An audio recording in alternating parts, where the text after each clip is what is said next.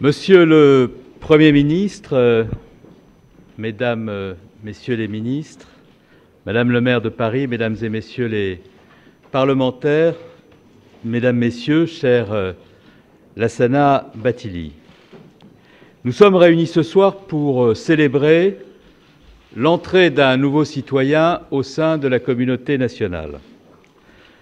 Depuis le vendredi 9 janvier, le nom de notre nouveau compatriote, auquel le Premier ministre va remettre son décret de naturalisation, s'étale à la une des journaux en France, mais aussi à l'étranger.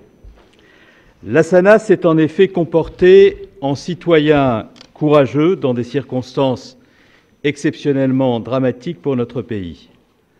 Cette cérémonie a pour objet de lui rendre un juste hommage au nom de la nation et de lui exprimer du fond du cœur toute notre gratitude.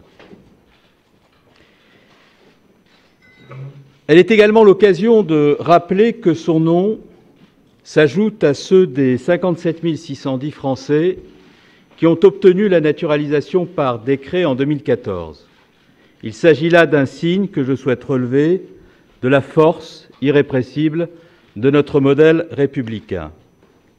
Lassana compte au nombre de ces hommes et de ces femmes dont le courage, le sang-froid, l'altruisme se révèlent dans les moments de grand péril. C'est ainsi que le 9 janvier, lorsqu'un criminel qui avait déjà tué la veille une policière municipale a pris 23 personnes en otage dans le magasin Hypercacher où il travaillait, Lassana s'est efforcé de cacher au sous-sol plusieurs des clients menacés en leur donnant accès à la chambre froide. Il a trouvé le moyen de s'échapper grâce au monte-charge du magasin et pleinement conscient des risques qu'il prenait, a réussi à tromper la vigilance du tueur. Parvenu hors du magasin, il a pu renseigner les policiers, leur remettre les clés, dessiner pour eux le plan des lieux et contribuer ainsi fortement, selon leurs propres témoignages, au succès de leur assaut final. Lassana fait partie de ces êtres qui, dans leur extrême modestie, ne semblent pas conscients de leur propre part d'héroïsme. Appelé par le Président de la République, félicité par Madame la maire de Paris, par le secrétaire d'État américain John Kerry, il a répété, je le cite, « Je ne vais pas prendre la grosse tête ». Interrogé par des journalistes qui s'étonnaient parfois de la présence d'un employé musulman au sein d'un magasin Cacher, c'est à la fraternité humaine qu'il en a appelé pour expliquer les raisons de son geste. Je le cite là encore, « Nous sommes des frères, ce n'est pas une question de juifs, de chrétiens ou de musulmans, nous sommes tous dans le même bateau, il fallait qu'on s'aide pour sortir de cette crise. » Et il a confié la tristesse qu'il éprouvait en songeant à son ami Yohan Cohen, son collègue de travail, mort à 20 ans pour s'être lui aussi comporté en héros ce jour-là, abattu par Amédi Coulibaly au moment où il tentait de s'emparer très courageusement, héroïquement de l'arme du tueur. Cette cérémonie est l'occasion de saluer le courage de Yohan Cohen, d'exprimer notre immense compassion pour toutes les autres victimes du tueur, ainsi que pour leurs familles qui sont aujourd'hui confrontées à un deuil immense. Elle est également l'occasion de dire toute notre affection, toute notre sollicitude à ceux qui ont survécu à cette prise d'otage après avoir frôlé la mort et ont fait preuve eux aussi d'un grand courage. Plusieurs d'entre eux sont présents parmi nous ce soir. Je sais, pour les avoir rencontrés avec le Premier ministre à l'instant, qu'ils demeurent marqués par cette terrible épreuve, mais leur attitude de très grande dignité force l'estime et le respect. À travers eux, nous savons que ce sont tous les Français de confession juive que l'assassin, dans sa haine antisémite, a voulu atteindre et a tenté de terroriser. Une fois encore, le 9 janvier, un terroriste se réclamant d'une conception dévoyée de l'islam aura choisi de tuer froidement des Français parce qu'ils étaient juifs, avec le projet hideux de semer la peur, la haine et la discorde au sein de la communauté nationale. Mais il n'avait pas prévu qu'un jeune employé musulman contribuerait à secourir des otages juifs et que ce geste de courage et d'humanité deviendrait le symbole d'un islam de paix et de tolérance, celui que pratiquent des millions de nos concitoyens musulmans qui ont été eux aussi horrifiés et endeuillés par les crimes des terroristes. D'une certaine façon, ce qui a été mis à l'épreuve ce soir-là, dans ce magasin Hyper Cacher, c'est notre capacité à répondre à la violence et au fanatisme en nous rassemblant de façon fraternelle et confiante au sein de la République. Celle-ci, vous l'avez dit souvent, Monsieur le Premier ministre, magnifiquement à l'occasion de votre discours de mercredi dernier, accueille et protège tous les Français de toutes origines et de toutes confessions. Elle ne connaît que des citoyens. Parce que je connais votre modestie, chère Lazana, je sais que vous ne m'en voudrez pas si j'associe également à l'hommage que nous vous rendons ce soir d'autres personnalités remarquables qui se sont manifestées au cours de ces sombres journées. Héroïques, les policiers tombés sous les balles des terroristes dans l'exercice de leur mission. Clarissa Jean-Philippe, Franck Brinsolaro et Ahmed Merabé. Courageux les dessinateurs et les journalistes qui entendent demeurer libres en bravant les menaces que font peser sur eux des fanatiques. Admirables, les policiers du RAID et de la BRI, les gendarmes du GIGN qui ont mené l'assaut contre les terroristes et ont libéré leurs otages. Bouleversantes, ces personnes ayant échappé aux balles des tueurs et qui se sont précipitées au chevet des blessés. Émouvants et sincères, les millions de Français qui sont descendus dans la rue en dépit des rumeurs d'attentats pour dire ensemble leur tristesse immense et exprimer ensemble leur attachement indéfectible aux valeurs de la République. Alors, devons-nous croire à la mise en garde terrible de Bertolt Brecht ? Malheur aux peuples qui ont besoin de héros, interrogeait-il. Bien entendu, nous sommes tous portés à préférer pour notre pays les moments paisibles et à espérer qu'ils reviendront lorsque surviennent les crises. Mais je crois aussi que les peuples comme le nôtre sont heureux de pouvoir compter sur le dévouement de leurs citoyens lorsque les circonstances l'exigent. Les sociétés ont toujours les citoyens qu'elles méritent. L'histoire de la Sana est ainsi également une illustration de la réussite de ce qu'est la République, de notre modèle français, de ses institutions, des valeurs sur lesquelles il repose, l'école, le travail, l'égalité républicaine devant la loi. Ce modèle a été fortement attaqué par ceux qui voulaient l'atteindre. Il est important de rappeler aujourd'hui ses mérites lorsqu'ils apparaissent de façon aussi éclatante. Vous avez grandi, chère Lassana, au Mali, dans un village de la province de Kayes, et vous êtes arrivé en France à l'âge de 16 ans, en 2006, pour y rejoindre votre père. Quand je voyais mon père rentrer au pays, avez-vous dit « Je rêvais de le rejoindre ». Votre histoire, ainsi, est celle d'un grand nombre de vos compatriotes maliens, pour lesquels l'immigration, en France, mais aussi dans d'autres pays, constitue à la fois le rêve d'une vie meilleure, un signe d'ouverture au monde, sans cesser d'être un déchirement et un déracinement. Comme pour d'autres jeunes Maliens, comme pour tant d'autres immigrés venus de tous les horizons, la découverte de la France a sans doute été pour vous au début difficile, en dépit du soutien que vous avez trouvé auprès de votre famille et de vos proches. Mais votre parcours d'intégration qui aboutit aujourd'hui de façon si éclatante a véritablement commencé avec l'École de la République, puisque vous avez été élève de 2007 à 2009 au lycée professionnel Jean Jaurès dans le 19e arrondissement de Paris, et que vous y avez brillamment passé votre CAP de peintre applicateur de revêtement. Cette réussite est apportée au crédit de votre travail, de votre volonté. Elle est également apportée au crédit de l'école. Les critiques n'ont pas manqué ces derniers jours parfois contre les écoles et contre les enseignants. Comment se fait-il, demandent certains, que de jeunes Français formés à l'école publique puissent basculer dans le terrorisme, comme si l'école pouvait à elle seule éliminer tout risque de radicalisation et prévenir les comportements violents de l'ensemble des élèves qui la fréquentent, fût-ce de longues années plus tard.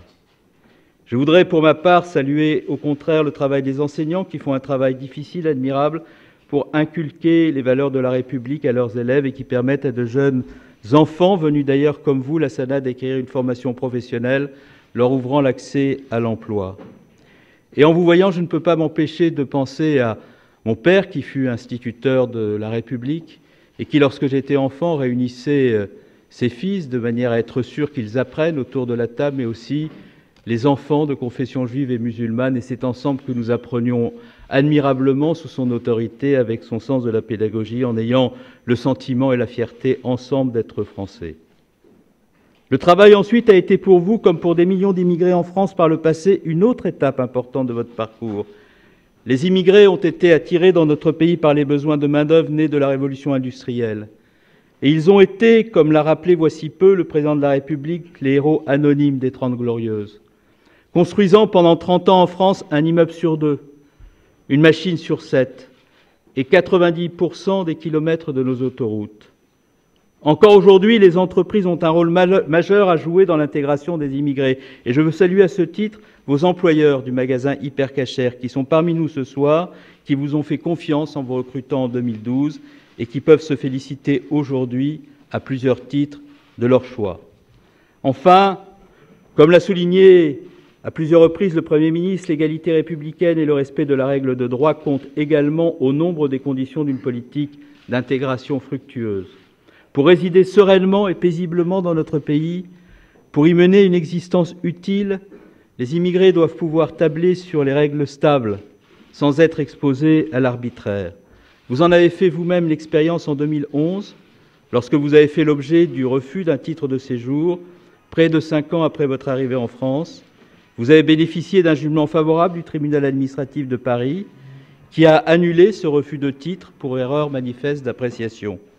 En l'absence d'une telle protection juridique, vous n'eussiez pas été à même de contribuer à aider à sauver nos compatriotes menacés par un terroriste. Il n'est pas inutile de le rappeler au moment où la France, patrie des droits de l'homme, doit affirmer son attachement à la Convention européenne des droits de l'homme qui garantit leur respect. Disposant d'une formation sanctionnée par un diplôme, exerçant un emploi stable, bénéficiant d'un droit au séjour, vous auriez pu continuer à mener en France une existence utile, entouré de la solidarité amicale de vos compatriotes maliens, sans entreprendre d'autres démarches. Mais vous aviez formé de longue date un autre projet. Dans mon enfance, avez-vous dit, je rêvais d'être français. Et vous avez donc déposé en juillet dernier une demande de naturalisation. Ce rêve, il se concrétise aujourd'hui, un peu plus rapidement que prévu, parce qu'il est agréable de réaliser les rêves des valeureux, et parce que la communauté nationale se plaît à accueillir en son sein de nouveaux citoyens, lorsque, comme vous, ils en expriment le désir, embrassent ses valeurs et veulent participer à son projet collectif.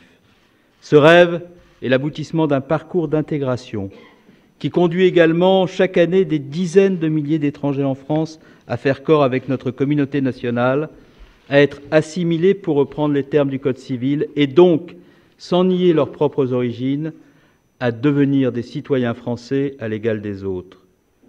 Vous auriez été naturalisés, cher Lassana, comme des dizaines de milliers d'étrangers chaque année, même si vous n'aviez pas accompli ce geste de bravoure.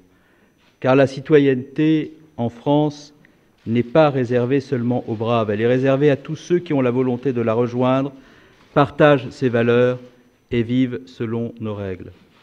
C'est là ce qui définit la citoyenneté en France depuis la Révolution.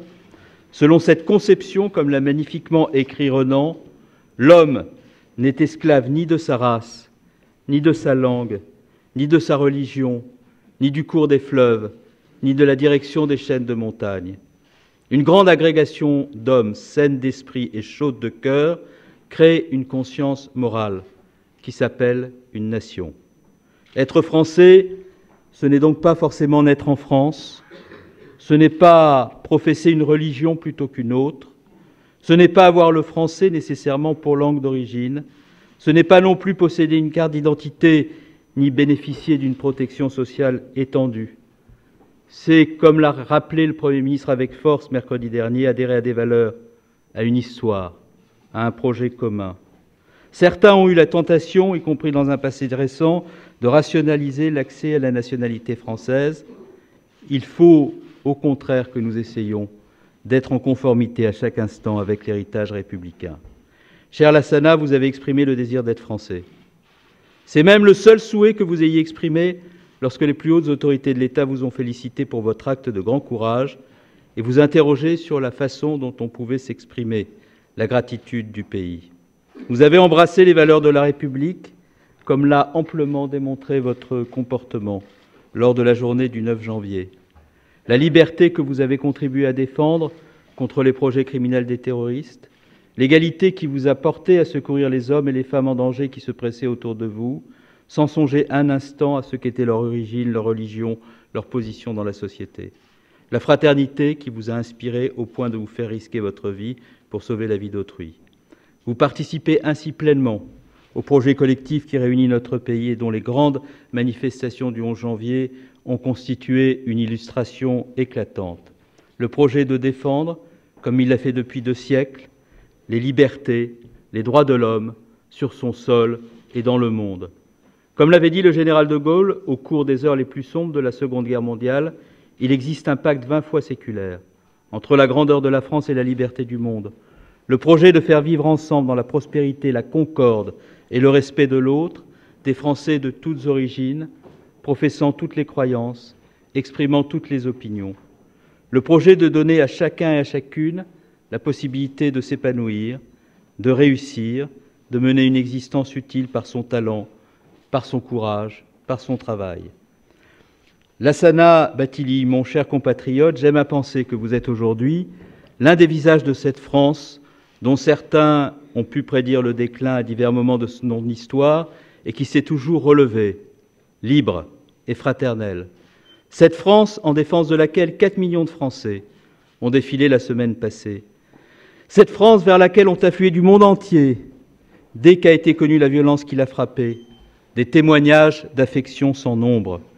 Cette France, enfin, que plus de 77 000 nouveaux Français ont fait le choix de rejoindre l'an passé, par décret comme vous ou par le mariage. À tous ceux à travers vous, je veux adresser ce simple message, ce message qui nous rassemble. La République accueille tous ses enfants, sans quoi elle ne serait plus la République. Bienvenue chez vous, bienvenue avec nous, cher Lassana, et vive la République et vive la France.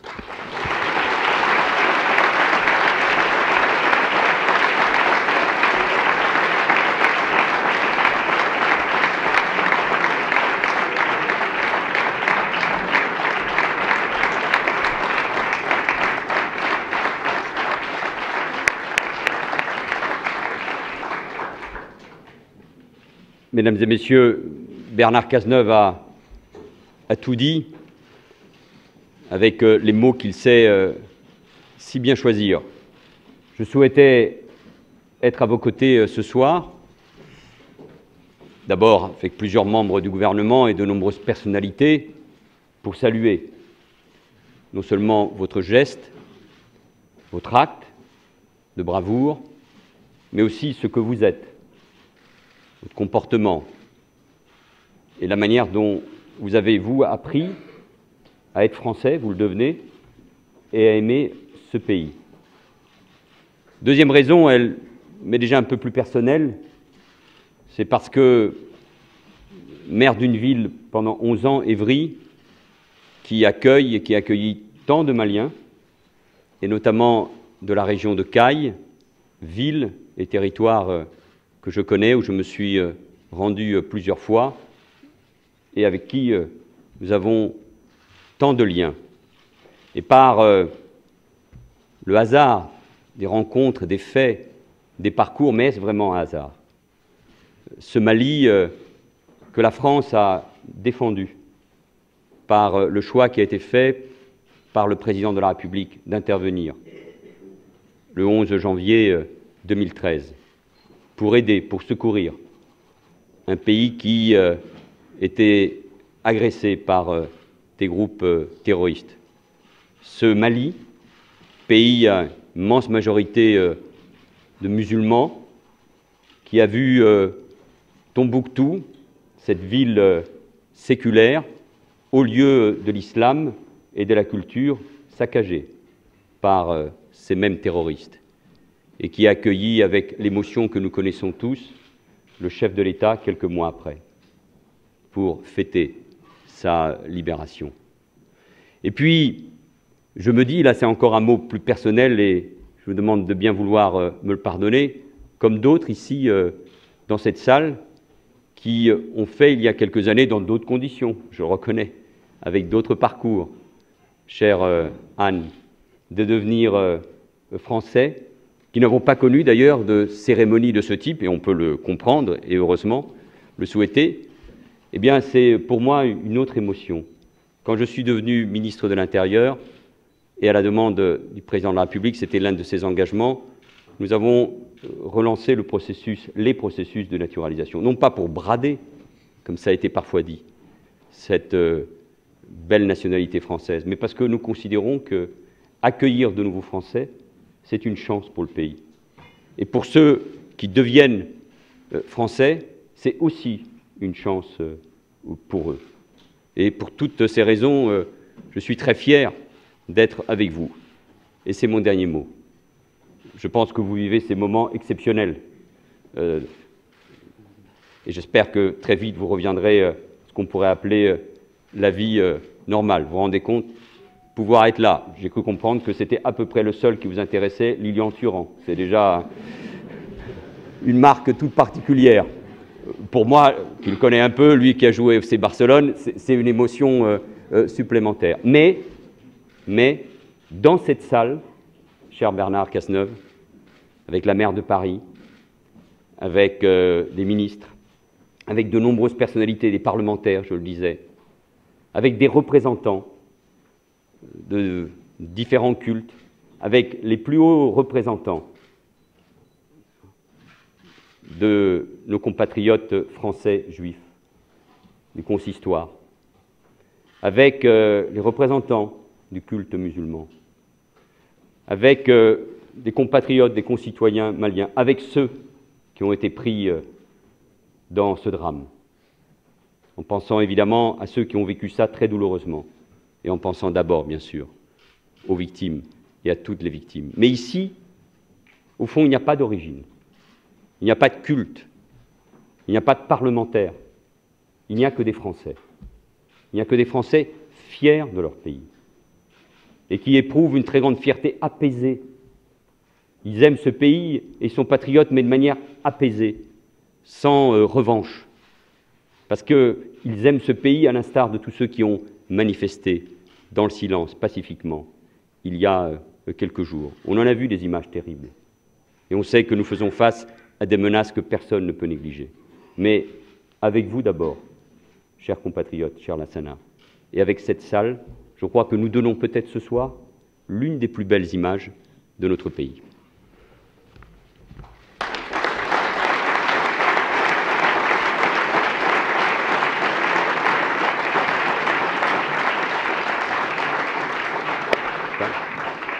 Alors, il y a plusieurs choses qu'on vous remet à l'occasion de cette cérémonie, comme il en existe partout dans les préfectures ou dans les mairies.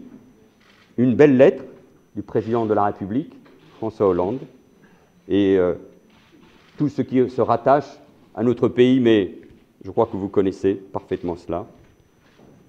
Un passeport, ce n'est pas celui de ce soir, mais c'est le symbole.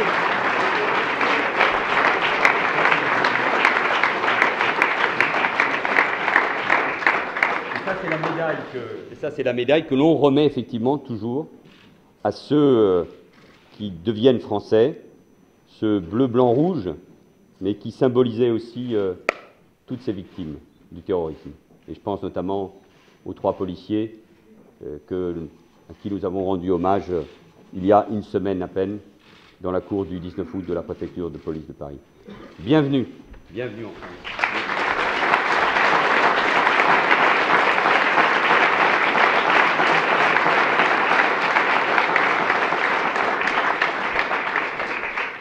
Je voudrais remettre à la fenêtre deux petits cadeaux personnels, un livre que j'ai beaucoup aimé, d'Ernest Renan, Quelle civilisation, et puis un très beau livre de Raymond Depardon, qui est un livre de photographie, qui s'intitule La France.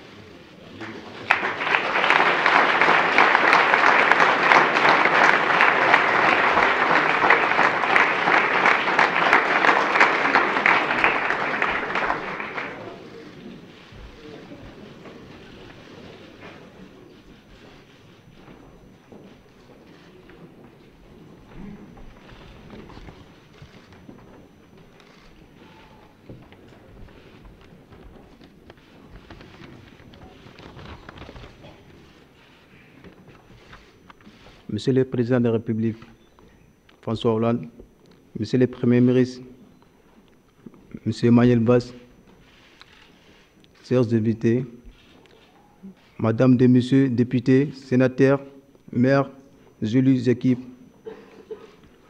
je vous invite à remercier tout mon cœur accordé cette citoyenneté française. Ce soir, je suis très fier et très ému aussi. Je souhaite remercier chaleureusement tous qui m'ont fait confiance, qui m'ont soutenu depuis toujours.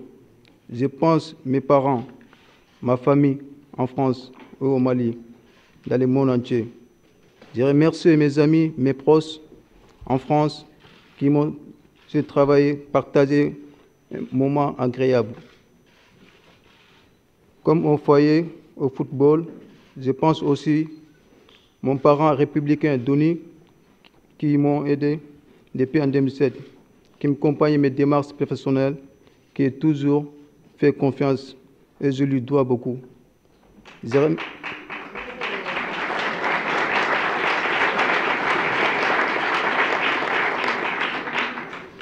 remercie l'association qui m'ont soutenu en France, Raison Éducation sans frontières, Ligue des droits de l'homme,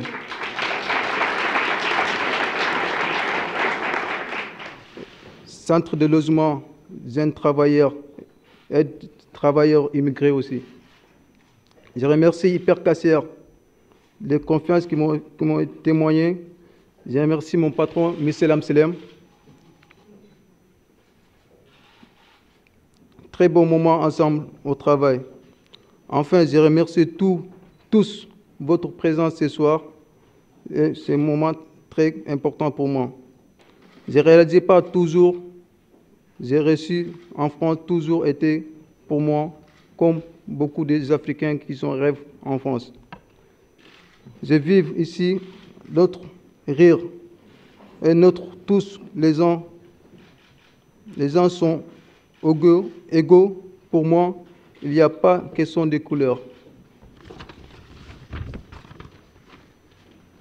La France, c'est un pays des droits de l'homme, c'est un pays d'accueil. Mon histoire, c'est même que plus les gens qui arrivent en France pour essayer d'arriver, m'aider, ma famille au bled.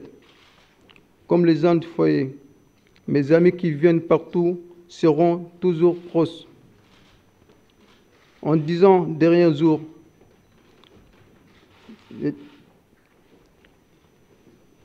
les gens me prennent comme un héros, mais moi je ne suis pas un héros. Pour moi, je suis l'ascendant, je resterai moi-même. Je resterai mon bon flex.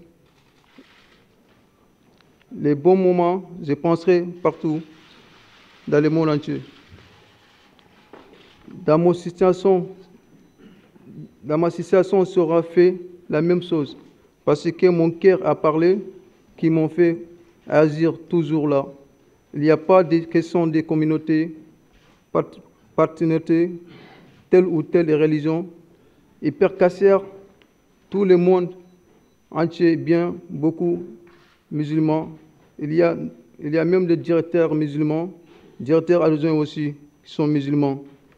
Depuis cette attaque, il y a beaucoup de pression je n'étais pas préparé à ça. J'aimerais beaucoup répondre à toutes ces demandes et j'aimerais passer plus beau message du monde. Mais je n'ai pas encore assez de temps pour réfléchir. Je suis très heureux, mais très difficile aussi. J'ai perdu quelqu'un que j'aime beaucoup et toujours rigoler ensemble. Dès le début, on s'entend bien. Yohan, on se taquine tout le temps. On s'appelle Boss Boss sans nos prénoms. Ce soir, je vais dire nécessaires condoléances aux familles, aux amis qui ont perdu leurs proches en disant cette attente. J'aimerais que tout le monde comprenne, vu et répondre normal. J'ai besoin d'aller rejoindre ma famille en Afrique pour le rassurer et besoin de leur regard, leurs conseils et leurs bénédictions. Je dois prendre le recul, réfléchir dès demain l'avenir. Maintenant, il faut que je pense mon projet, m'aider ma famille ou mon village. J'ai envie de soutenir les jeunes. Les jeunes viennent intégrer en France. J'espère être soutenu dès demain comme je suis aujourd'hui. Je dois remercier tous les membres présents ce soir. Je suis tellement content d'avoir double nationalité. Vive la liberté, vive l'amitié, vive la solidarité, vive la France.